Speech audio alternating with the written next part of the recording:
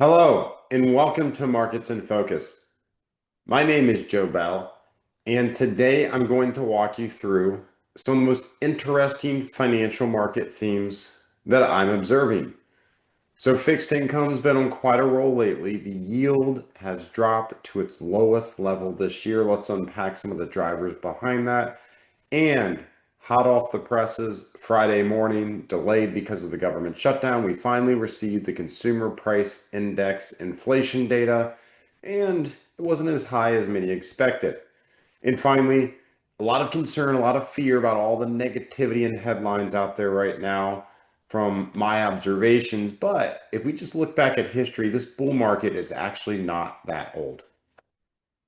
So on the chart here, we have the 10-year US Treasury yield in the blue, and you can see it has been trending lower during 2025, but really during the past few months, and it dipped below 4% this past week, and that was its lowest level in 2025 to date, about 3.97%. A combination of expected Fed cuts, some uncertainty around tariffs, and the government shutdown may be contributing to a flight to safety, but there's no doubts that yields have been heading lower on the long end of the curve, and investment grade and long duration has been working quite well. Now, inflation, as I talked about, the government has been shut down for almost a month now, and the consumer price index was supposed to be reported on October 15th. We received it on October 24th because of shortages with the Bureau of Labor Statistics and Economic Analysis. Both of those agencies have been impacted quite significantly, but it's here. And when we look at the data, the US CPI rose less than expected, keeping the Fed on pace to lower interest rates another 25 basis points at next week's meeting. We can see the core CPI.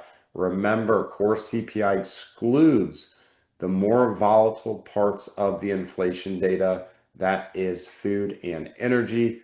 Month over month, that came in at 0.2%. That's the slowest in the past 3 months. And you can see expectations were for it to come in at that 0.3%. So month over month, it was lower, and year over year, it was lower. So inflation coming in, markets rewarding it, prices in equity markets slightly up to end the week. Now, this bull market is not that old. There's a lot of concern around tariff uncertainty again. People are having a little bit of PTSD from all of the turmoil that we experienced back in March and April, and understandably so.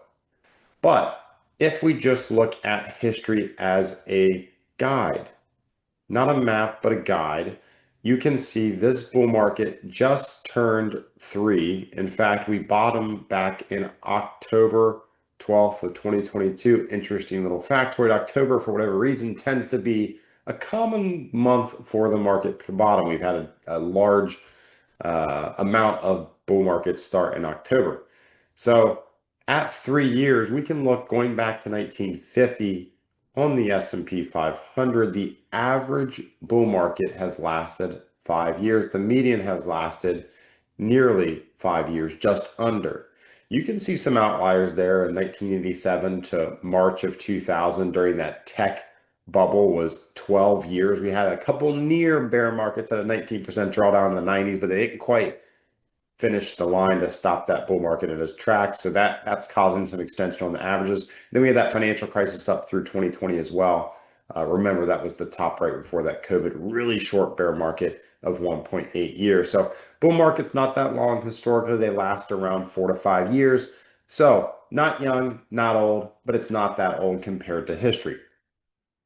So, other big news in the markets, OpenAI, right? They are the company that creates ChatGPT that has over 800 million users across the globe. Really big traction for ChatGPT.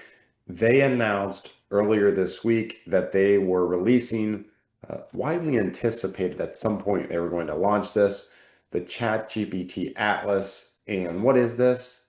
It is an AI powered by their ChatGPT, very famous chatbot browser window. So everybody, when we think of browsers, most people are using Google Chrome. We saw Alphabet stock, the parent company of Google, decline on this news, not surprisingly.